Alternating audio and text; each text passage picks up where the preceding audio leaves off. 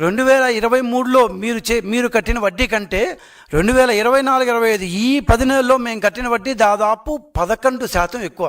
అంటే కేవలం వడ్డీలోనే మేము 11% మీకంటే వడ్డీ ఎక్కువ కట్టాం. కానీ వడ్డీ ఎందుకు కట్టాం?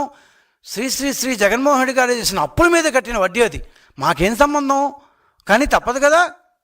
గవర్నమెంట్కి వచ్చిన తర్వాత మీరు పెట్టిపోయిన బకాయిలు కట్టాం, 25,000 కోట్ల రూపాయలు బకాయిలు కట్టాం, దాదాపు 11% వడ్డీ ఎక్కువ కట్టాం.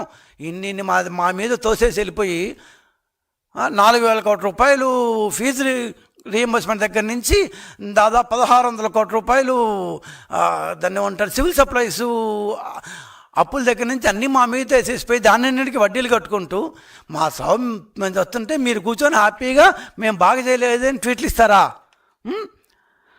ఇంకోటి చెప్పారు, చేసిన అప్పుల్లో 61,000 కోట్లు అప్పు చేశాం కదా మేము. ఆ అప్పుల్లో కేవలం 23.49% మాత్రమే క్యాపిటల్ ఎక్స్పెండిచర్ కోసం పెట్టామని, వాళ్ళ గవర్నమెంట్లో 33.25% పెట్టారు అని చెప్పారు. జగన్మోహన్ రెడ్డి గారు ఈ సంవత్సరం మేము క్యాపిటల్ ఎక్స్పెండిచర్ పెట్టింది 19,177 కోట్ల రూపాయలు. 19,175 కోట్ల రూపాయలు క్యాపిటల్ ఎక్స్పెండిచర్ మీద మేము ఖర్చు పెట్టాం. మీ 5 ఏళ్లలో మాకైతే బాగా గుర్తుంది, కాగితాలు ఉన్నాయి, మొత్తం క్యాగ్ రిపోర్ట్లన్నీ దగ్గర పెట్టుకునే చెప్తున్నాము. మీ 5 సంవత్సరాల్లో 33.25% వచ్చింది, ఒక్కసారి వచ్చింది. క్యాగ్ రిపోర్ట్లు కావాలంటే ఇక్కడే ఉన్నాయి, మీకు కావాలంటే మొత్తం చూపిస్తాం. మీరు క్యాగ్ రిపోర్ట్ అన్నారు కదా, ఈ క్యాగ్ రిపోర్ట్ చెప్తున్నాను నేను. మీరు మీ 5 సంవత్సరాల్లో క్యాపిటల్ ఎక్స్పెండిచర్ మీద ఒక్కసారి మాత్రమే 33.25% ఖర్చు పెట్టారు. మేము 10 నెలల్లో మీరు పెట్టిన అప్పులన్నీ తీర్చి 24,000 కోట్ల రూపాయల అప్పులు ప్లస్ దాదాపు 11% ఎక్కువ మీరు చేసిన అప్పుల కోసం వడ్డీలు ఇవన్నీ తీర్చి, ఇవి కాకుండా సివిల్ సప్లైసు, విద్యుత్తు, డిస్కమ్లు కట్టాల్సిన బకాయిలు ఇవన్నీ తీర్చిన తర్వాత కూడా మేము దాదాపు 19,177 కోట్ల రూపాయలు 10 నెలల్లో మేము పెట్టాం. మీరు ఎవరు పట్టించుకోలేని 33.25% కేవలం మీ 5 సంవత్సరాల్లో ఒక్కసారి మాత్రమే మీరు ఆ డబ్బు ఖర్చు పెట్టడం జరిగింది. ఇన్ని అబద్ధాలు ఎట్లా చెప్తారు అసలు? అలాగా తోచినట్టుగా టక్కని చెప్పేస్తే ఎట్లా? ఇంకోటి చెప్పారు, అమరావతి కోసం మేము 1,53,000 కోట్ల రూపాయలు అప్పులు చేశాము, దాంట్లో 53,000 కోట్ల రూపాయలు కేవలం అమరావతి కోసం చేశారని.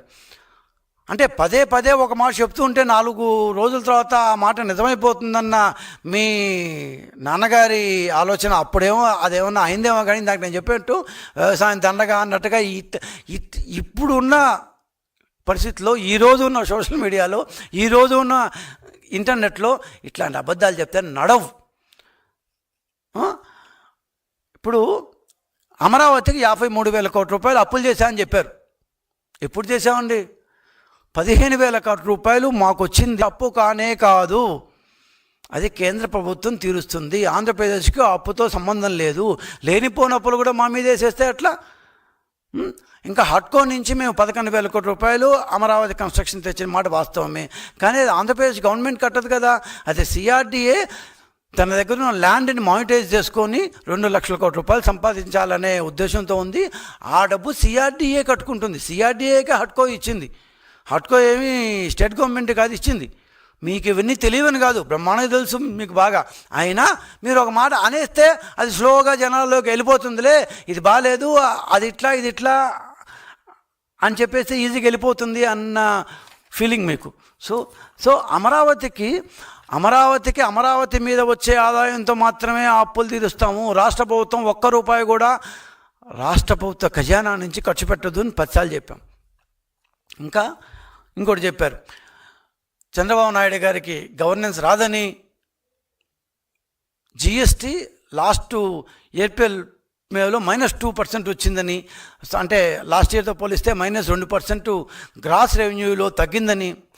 మీరు ఒక్కసారి మీ ఆర్థిక నిపుణులు ఎవరో ఉన్నారు కదా మీకు, గ్రాస్ రెవెన్యూ, జిఎస్టీ గ్రాస్ రెవెన్యూకి, జిఎస్టీ నెట్ రెవెన్యూకి ఇప్పుడు ఇంత డీటెయిల్గా నేను ఇప్పుడు చెప్పలేను. కానీ జిఎస్టీ గ్రాస్ రెవెన్యూకి, జిఎస్టీ నెట్ రెవెన్యూస్కి, సెస్కి, ఐజిఎస్టీకి, ఎస్జిఎస్టీకి ఇవంతా తేడాలు ముందు తెలుసుకొని ఆ తర్వాత ఆ మాట మాట్లాడండి. ఇంకపోతే లాస్ట్ విషయం ఏమంటే ఏప్రిల్లో 796 కోట్ల రూపాయలు సెంట్రల్ గవర్నమెంటు జిఎస్టీలో కట్ చేసింది.